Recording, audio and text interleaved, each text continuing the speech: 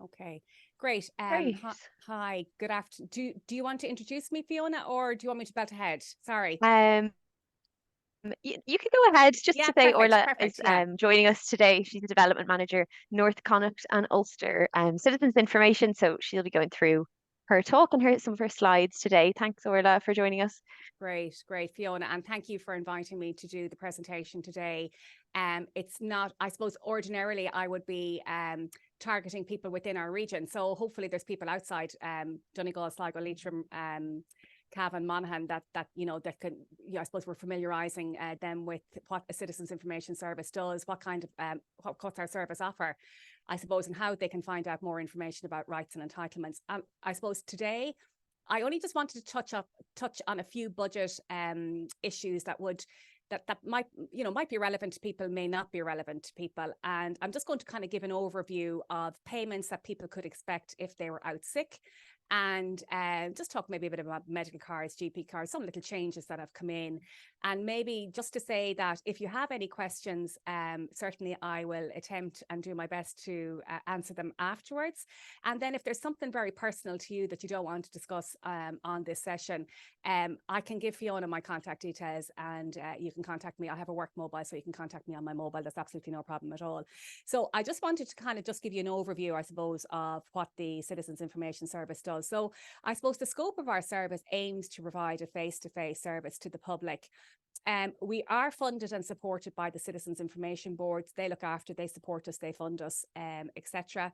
And we are providing the service through trained staff who are called information officers. And the service is free, impartial, and confidential. And I suppose we provide information on rights and entitlements, advice to people on what their current situation would be and maybe how they progress an issue that they have, and also advocacy services to the public in terms of when somebody is having an issue with, I suppose, Sorry there. To check, can everyone else hear? Is just someone there that is couldn't my is hear? my maybe my microphone is not I haven't it up to my mouth maybe correctly. I, I, yeah, I can hear you okay. It might be the speaker maybe there that they have. Yeah. Um, Katie, you're there? You can hear us still? All Just to right. make sure it's Yeah. not just us, Orla. Yeah, no, I can Yeah. definitely hear as well. Yeah. Okay. Just make sure that you've connected with your audio to the Zoom to that person. There's someone else saying they can hear fine there as well. Oh, good. Um, Yeah. yeah, if you want to go out of your Zoom and come back in, I'll let you in there or to you, and we'll see if we can get that sound sorted for you. Is that okay? Perfect. Okay. Okay. I think Oh, everyone else can hear. They're saying, yeah. Sorry, Orla. okay, that's Thanks. not at all, no problem at all. So, just in terms of advocacy services, I suppose the most advocacy work that we do would be in terms of employment and social welfare. So, if somebody applies, for example, a disability payment, invalidity pension, etc., anything, a state pension, whatever, and they're refused it for whatever grounds, we would be in a position, I suppose, to offer advice and, maybe help them with an appeal, actually take the appeal on their behalf, depending on the capacity of the person, etc. So, that's the type of work, I suppose, that we would do.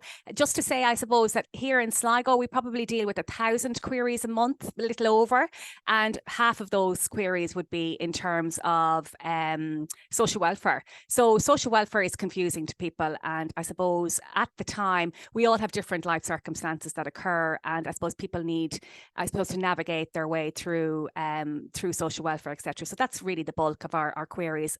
Then I suppose in terms of queries, we would have health, employment, housing is a big query for us at the moment as well, and then we have a lot of queries in terms of immigration, and passports and moving country and all those kind of queries. So that's the scope, I suppose, of our service. Just in terms, I'm after missing a slide, I think. Just give me a second, I'll go back. Sorry, excuse me. I wanted to just show you our map if it's there. It's not. It mustn't be on this presentation. Excuse me. Just to say that we cover Donegal, and you can see it here at the end of the slide. So we serve Cavan, Donegal, Leitrim, Monaghan and Sligo. So that's part of our service, and there's 8 regions in total throughout the Citizens Information Service network. Details of our centres are on the Citizens Information website, and I think everybody has looked at the Citizens Information website at some stage or Googled something, and the Citizens Information website would have come up. And if you go onto the website and go up to find a centre, it's on the top bar, it will show you what locations are available nationwide, and I suppose what the service offer is and what hours are open, etc. I just wanted to kind of just give a little bit of an overview of these once-off payments that people were getting on social welfare in the winter, and just, I suppose, when they're happening, I suppose. So just in terms, and I'm not going to go down through, I suppose basically people are getting a once-off payment if they're on let's say carers, living alone, invalidity, blind pension, domiciliary care allowance, that kind of thing. And fuel allowance is a different scenario in the fact that they're going to get €300. But what I'm saying to you is ordinarily people are only going to get one €400. And just saying at the end of that slide there that if you get disability allowance, invalidity pension, blind pension, carer support or whatever, you'll only get one payment of €400, even if you qualify for more than one of these payments. For example, somebody getting invalidity pension may be getting a living alone increase because they live alone. They wouldn't get two €400. So that was just a little bit confusing for people, but that's kind of the lie of the land. So I have listed off those payments. I'm not going to read them out individually, and people will be able to see them from the site. Fiona, I presume the slide is going to be made, or the slides are going to be made available to people, but the recording is made available to people anyway, so they'll be able to see it or whatever. Sorry, now my mouse is just gone a little bit dead on me. Okay, so just I've included a few more of these once-off payments that were announced in the budget. So the budget is budget 2024, but these payments are happening, cost of living measures, they're kind of called, are happening beforehand. So the Christmas bonus is going to be paid on the 4th of December. For example, there's a double week happening on the week of January 2024. There's a double payment of child benefit in December 2023. And I think a very interesting bit of information here, and it's something that we have had recorded, and certainly at the Sligo office, a lot of social policy in terms of child benefit stopping at 18 for people who are going into full-time education. It's always been an issue for parents where kids invariably at 18 are going into college and the child benefit is stopped. The minute they hit 18, it's no longer applicable to them. And I'm sure any parents out there would know that once your child is 16, a child benefit contact you to confirm that your child is still in full-time education, and that in order for you to be entitled to child benefit. So that's very interesting. I just do note that it says aged 18. So to me, it sounds as if that probably will only be for the year that child is 18. But I think that's a welcome announcement, and I certainly something that we have been fighting for here in the Citizens Information Service. And just the working family payment limits have been increased across the family sizes, and there a working family once-off payment is going to happen again in November 2020. This November, next month actually. It's hard to believe that we're saying it's actually next week, but just a few things just to alert people to, that parents' benefit will increase from 7 weeks to 9 weeks in October 2024. The income disregard for carers allowance is increasing. So it used to be €350, I think off the top of my head. Now it's going to be €450 for a single person and €900 for a couple. The domiciliary care allowance is going up, and community employment people are going to get that extra €12 a week. The free travel scheme, another interesting development here. From July 2024, free travel will be extended to people who are medically uncertified to drive. Now, that's a query we get an awful lot in terms of free travel comes with people who are on specific payments, or then at 66, everybody in Ireland who's ordinarily resident in Ireland is entitled to free travel. We often get queries about people that can't drive for various reasons. Free travel would certainly be a bonus to them in their recuperation and getting around to various bits and pieces, and unfortunately they're not eligible for it. So that's a welcome announcement, certainly there for people. So I'm just going to go into just the suite of kind of payments that if I presented sick tomorrow from work, for example, or I can't work for a period of time, what's available for us, and just, you know, what the rate is, and what's just the few little nuances that would happen with each of the payments. I'm not going to go into them in great detail, and if somebody has any queries specific to them after the presentation, they can certainly ask me. So illness benefit is classed as a short-term social welfare payment for people who are unfit to work, who are medically unfit to work, and it's based on your PRSI contributions. So it's PRSI class A, E, H, and P. You have to have so many paid and credited PRSI contributions in the relevant tax year. And I suppose one thing that might make, confuse people is that the relevant tax year isn't this year or last year. It should be 2021 if you're making a claim for child benefit, or for illness benefit in 2023. It's paid for a maximum of 2 years if you have 5 years PRSI contributions, and only 1 year if you have between 2 and 5 years contributions. And the rate depends on your weekly income. So if your weekly income was over €300, the rate in 2023 was €220 per week. And in 2024, next year, that's going up by €12. Most social welfare payments are all going up by €12 come January 2024. So it's a taxable source of income. Your certs are sent into work and to social welfare to confirm that you're out sick and you're medically certified to be out sick from work. So as I said, illness benefit is classed as a more short-time social welfare payment in the fact that the duration of it is only for 2 years.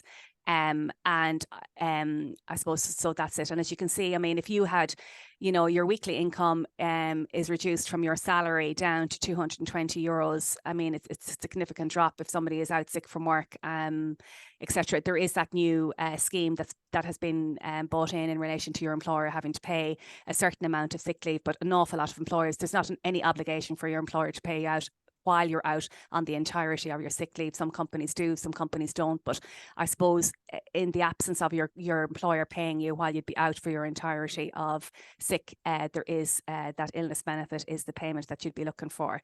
The next payment I was going to discuss was invalidity pension. Invalidity pension is another PRSI-based payment, and it's for people who can't work because of a long-term illness or disability. And in terms of this payment, we're saying that somebody is likely to be incapable of work for 12 months and incapable of work for another 12 months. So you need to have 5 years paid PRSI contributions and 48 in the last tax year before your claim. And at 66, you automatically transfer onto the full rate of the state pensions. And that's a benefit of invalidity pension. So the top rate of the state pension at the moment is €265.30. So ordinarily, people have to have worked so many years in order for you to get the top rate of the state contributory pensions. That's a good benefit of the invalidity pension. As I said, it's a taxable source of income. The rate currently is €225.50, and you cannot work while you're on invalidity pension. In the past, you could. Now you cannot. If you want to work while you're out sick, the payment is classed as partial capacity. So that's invalidity pension. Disability allowance then is a more universal illness type payment because it's targeted at people who wouldn't have worked and wouldn't have the PRSI contributions, and it's means tested. And you need to be between 16 and 66. You satisfy a habitual residence condition, and that's the fact that you ordinarily and permanently be a resident, and your main your main centre of interest is this country. Likely to be sick for up to a year, and the means of your spouse, civil partner or cohabitant are taken into consideration. So they're looking at your family. You don't have to be married, but they're just looking at, you know, if you have a spouse or civil partner or a cohabitant or partner or whatever else, they're looking at the income of the house that's coming in.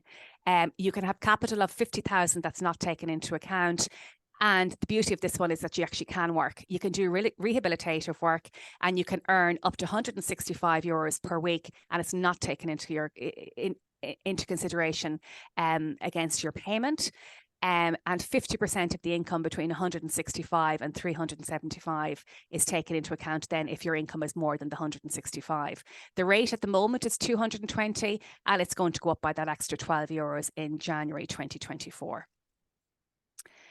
Okay, so partial capacity benefit. This is a payment that was introduced when the department decided that you couldn't work with invalidity pension, and this was the alternative. And this is a good alternative because what happens is that it allows people to come back to work or self-employment and continue to receive the payment from DSP and an income from work. However, the department assess your eligibility for work in terms of your illness or why you've been out sick. So you have been getting an illness benefit or invalidity pension for at least 6 months. You see, people, I suppose, find themselves that they're out sick for various reasons, and then there is a potential maybe for them to come back and do some level of work or whatever, maybe not full-time work, maybe not work not in the same job that they were in before, but want to take up something to occupy themselves, etc., to have the social outlets, etc. And this is where partial capacity benefit would come, and this payment would be for them.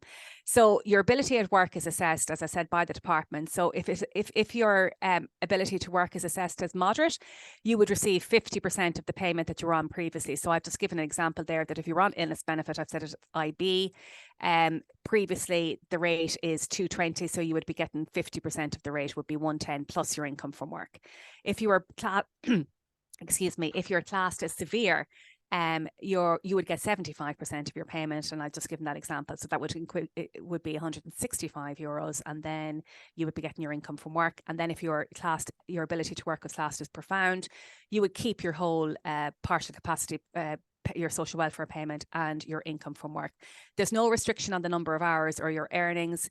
And just if you're coming from invalidity pension, your partial capacity will continue for 3 years. But if you're coming from illness benefit, it'll be as long as your entitlement for illness benefit ends. And we have said that illness benefit, you're entitled to illness benefit for up to 2 years.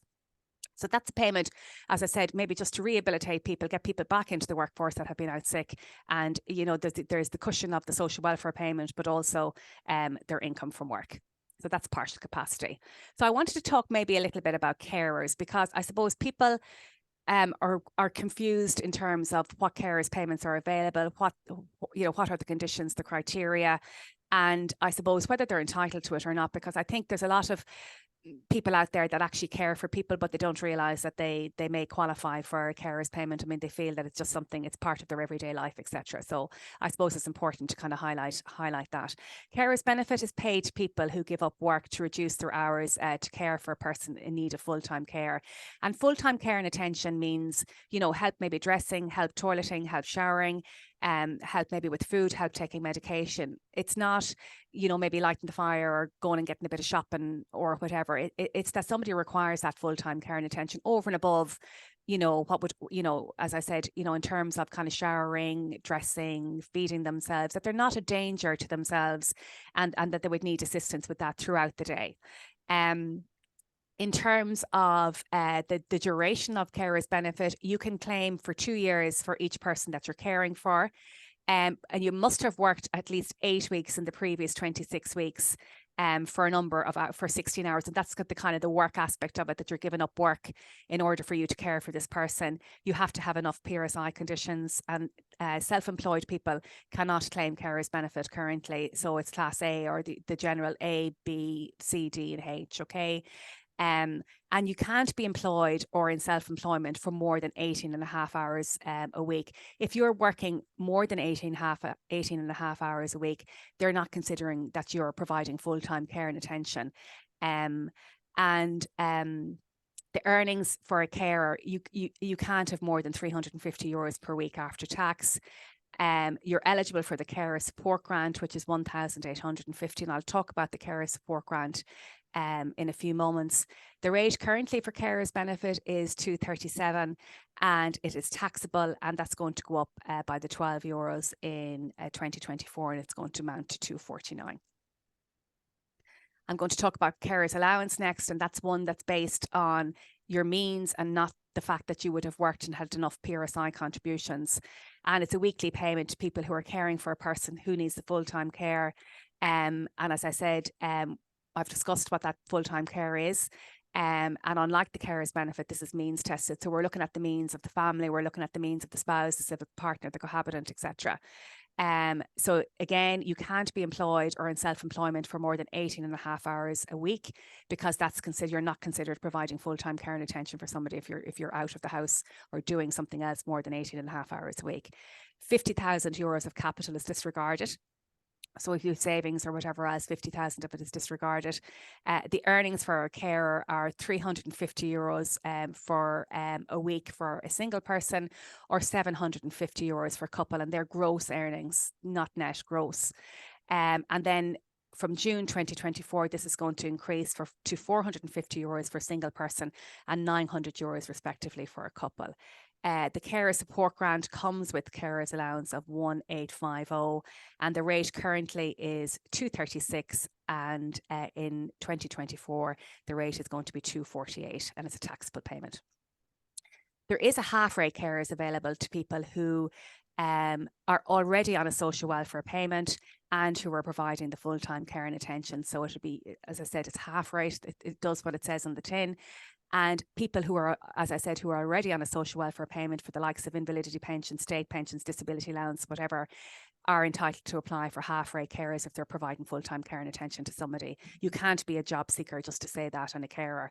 So that's available to people as well. It's the same form, except the department would be asking you what payment you're on already, and then it'll be paid to you at the half rate. Okay, so then the carer support grant. So we get a lot of queries in terms of people ringing up about various bits and pieces, and when you kind of trash through their information or whatever else, if they may have never been entitled to a carer's payment because they wouldn't have worked and had enough PRSI, or their means are over the allowable amount, as we mentioned before in the last slide. However, they are providing full-time care and attention to a loved one. It could be a neighbour, friend, partner, whatever, and they could apply for this carer support grant. So I'll just go through the criteria for you. So the carer support grant is paid automatically to people who get carers allowance, carers benefit, or domiciliary care allowance. You have to be ordinary resident. You have to be caring for a person on a full-time basis. So we've discussed this already. Caring for the person for at least 6 months, and for that 6 months to include the first Thursday in June, and live with the person, if not be able to contact them very quickly and directly by phone or alarm. Excuse me, there's a typo there, it's spelled wrong. You're not employed or self-employed again for more than 18.5 hours per week. And the rate currently for the carer support grant is 1,850. And just to say to people that you can apply for the carer support grant for 2023 at any time from April 2023 up until the 31st December of the following year. So if somebody came into the service here and they're asking a question maybe about a medical card or GP visit card or whatever, then it transpires that they're caring for somebody and they wouldn't have applied for the carers grant for last year or whatever, there is that window of opportunity you can see there from April to the 31st of December of the following year to apply for that carer support grant. So it just allows people maybe to backtrack and apply for it. Okay, so I just want to talk about the fuel allowance. So last year in the budget, the fuel allowance criteria changed, and we were just inundated with people making inquiries about fuel allowance, etc. And of course, you know, that the electricity had got so expensive and that heating oil and all of that had got so expensive. I suppose people were just inquiring what their entitlement potentially would be to fuel allowance. So fuel allowance is a payment to help with heating costs if you're on a long-term social welfare payment, and it runs from September for 28 weeks. The rate currently is 33 euros per week, and for that 28 weeks, it is 924 euros in total. And you must be on a qualifying payment, live alone, or only with certain people. Currently, you can have 200 euros more than the top rate of the state pension. So that is 465.30 for a single person and qualify for the state pension. And also over 70 single person can have 500 euros gross income and 1,000 euros for a couple. And there's no need for that person at 70 to be on a qualifying payment. And that's a good thing, because we did see a lot of people coming in who may have worked in the public sector, like nurses, teachers, etc., whose income between themselves and their husband would not have been 1,000 euros a week and would not qualify for the fuel allowance because one partner wasn't on a qualifying payment, etc., or just the qualifying payment was putting them out. So that was a good that was a good change last year, and it's brought a lot of people into the gap in terms of the fuel allowance. The household benefits package then again, so everybody in Ireland over 70 who's ordinary resident over 70 is entitled to the household package for their house. You don't get it individually, you get it for a household, and it's based on your MPRN number, that number that's on the top of your ESB bill or whatever else. So it entitles you to €35 allowance a month towards your electricity, and also a free TV license. Now we know that we know the TV license is €165, I think, or whatever. So it's nice that the TV license would be covered, etc. So as I said, all over 70s are entitled to this, but they must apply for it. It doesn't come automatically.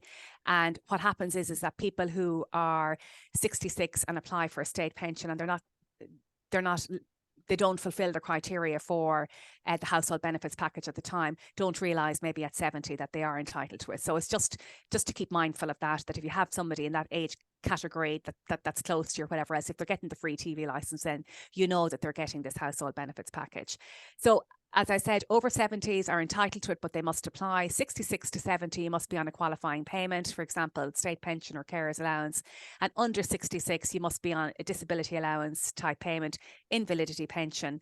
And age between 66 and 70, and you're not getting a qualifying payment, you must satisfy a means test. Okay, so I just want to mention as well the living alone increase. At 66, you get the living alone increase if you're getting the state pension at widow's pension.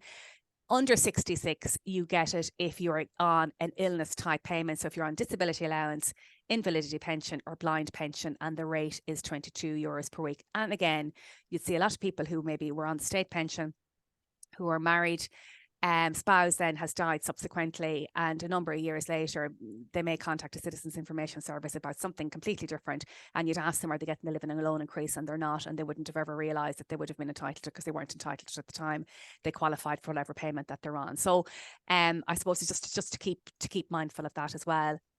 And there's a telephone support allowance, which is €250 a week, and it comes automatically if you are getting the living alone increase and the fuel allowance combined. And just to say, I suppose as well, and I'd mentioned this just earlier, the free travel, it comes automatically to under 66 with disability allowance, invalidity pension, blind pension and carers allowance. Everyone over 66 and over living permanently in Ireland can get free travel. And as I said, announced in the budget, that it's going to be extended to people who are medically certified unfit to drive. We don't know what that's going to look like yet, but that'll be happening next year, and we look forward to seeing how that's going to be rolled out. I just wanted to talk, just Macy, I'm sure we're all aware of this, but just to remind ourselves that we are getting help with our electricity costs, and we're getting our energy credit paid in 3 instalments of €150 each. So we're getting the first one in December, the second one in January, and the third one in March. And the VAT rate, a reduced VAT rate of 9% is on for gas and electricity is going to be extended. And the excise rate reductions on auto fuel and petrol and whatever is due to expire has also been extended. So I suppose we noticed that the diesel and the petrol isn't as expensive, well, not in Sligo as it has been in the past, for it's gone down a little bit here anyway. So I'm not sure what's the same with yourselves. Just wanted to mention a bit about medical cards. There has been a change this year in terms of the GP visit card. I wanted to just bring that to your attention. They've bought people in on this median income limit, they called it, and I have just a chart up just to show you what that would be like. So I suppose just under 70s medical card is predominantly a means tested payment or means tested card for low income, and there's certain costs offset against it. And then discretionary medical cards can be issued if somebody is going to be terminally ill, etc. Emergency medical cards can be issued, etc. So I suppose it just depends on people's circumstances, but in the main, unless somebody is experiencing financial hardship because of medical expenses, or has that as I said, needs an emergency medical card or a discretionary medical card issued, I suppose it is means tested, and the income is quite low. And as I said, for a couple under 66, the income limit is 266.50 here.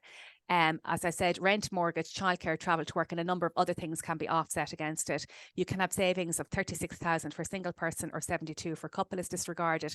And if you're getting disability allowance and earn income of up to €427 per week, it's not taken into account for the means test. So then over 70s medical card, much more generous. You can have, in comparison to your 266.50 for a couple on the under 70s, you can have 1050 for a couple for the over 70s and €550 for a single person. And we're talking about gross income here. And everybody over 70 is entitled to a GP visit card, and it's not means tested, but you have to fill out a registration form, simple 4 pages, not asking you about any income or whatever else. And then there is a long-term illness scheme card. It's based on a medical condition, and you get drugs and treatment for that condition only. And there's a list of the conditions on our website that are applicable for this long-term illness card. Diabetes, type 1 diabetes, that type of thing are those kind of illnesses that they talk about, but there is a list of them on our website, citizensinformation.ie. Okay, so I just wanted to mention as well that the public hospital inpatient fees have been removed from April 2023. Just if you want to be aware of that. And if you get carers benefit or carers allowance at the full rate, you are eligible for a GP visit card, but you must apply for it. So just to note that. So the GP visit cards. So these are the net weekly income limits for people under 70. So I just wanted to show you, for example, a married couple. So their income, I'm not talking about children now because we can add the children come down the line, but just for a married couple, I'm taking that line 3 there. So you can have from September, it's €524 of your net income and qualify for a GP visit card. And from the 13th of November, that's increasing to 607. So I believe they were talking about, there is a figure in my head, but I'm not sure if it's correct, of just trying to get much more people into being eligible for the GP visit card. So that's just that table there that gives you an idea of what those are like from the 11th of September this year, and then what they're changing to from next month. So €607. I mean, that's welcome, I have to say. So that's just in terms of the GP visit card. So just to say, maybe in terms of somebody that's paying tax, and we're always reminding clients about claiming back tax relief on medical expenses or whatever, if they have them, and how they go about doing them. The most simple way is to do it online, but you can also fill out a form 12S, which is kind of an abridged form that just asks you to fill out what your medical expenses were for the year. And always just to remember that you can claim back tax for the last 4 years. There's no window for you to do it before that, but for the last 4 years, you can claim back tax. So tax relief on medical expenses, I've just given an overview on what would be applicable. So you're talking about the services of the GP or a specialist, diagnostic procedures, physiotherapy and similar type treatments, hospital costs and nursing home costs, speech and language therapy, and prescribed drugs and medicines. And I've just mentioned that inpatient fee there again is up there again about that being abolished from April. So other allowable expenses are appliances, nursing home and special nursing, kidney patients expenses, IVF, routine maternity care, non-routine dental treatment. So non-routine is not clean, it's not cleaning, scaling, extractions, fillings, those kind of things. It's other things than that. Travel costs and accommodation costs for necessary healthcare outside the state. And as I said, you can claim tax in terms of medical expenses that you pay or that you have paid on behalf of any other person. So if you paid medical expenses for any other person, you can claim that back from your tax liability. So I suppose what to expect if you wanted to visit a Citizens Information Service. So we have a supply of forms, leaflets, booklets for life events. I suppose while we have a selection of the forms and the booklets, etc., we would print a lot of stuff off from our website because it'd be accurate and up to date. Sometimes booklets wouldn't be up to date. We all know that an awful lot of the schemes and services now, the application process has been done online, and we are assisting people with applications that are done online as well, because people are, sometimes there's just some barriers in terms, it could be language, it could be literacy, it could be whatever, but or digitally challenged, or no broadband in the area, or no Wi-Fi in the area, or those in rural places you would get that. So we would help people in terms of that. And in terms of filling out forms, that would be a large chunk of the work that we would do. So people just need help and assistance, I suppose, filling out forms, not sure of what to answer what questions or what the questions are, etc. And that's a lot of the work that we would do.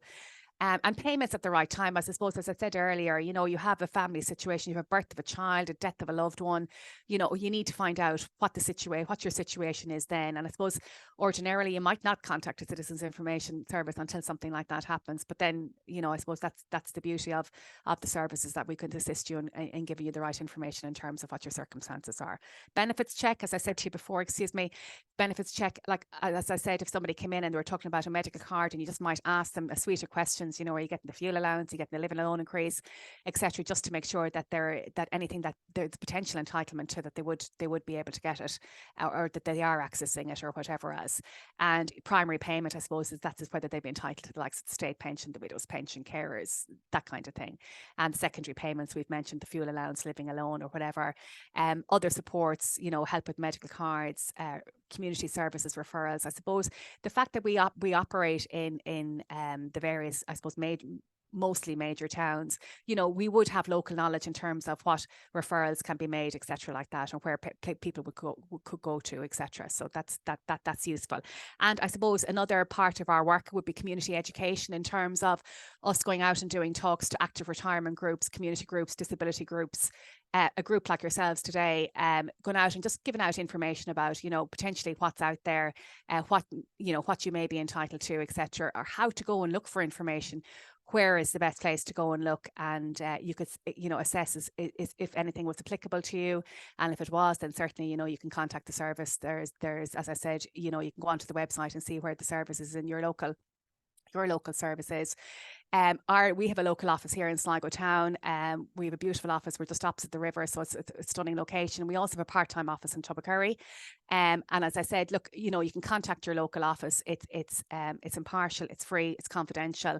If you have any issue that you need help or assistance with, you know, we'd be more than delighted to help you.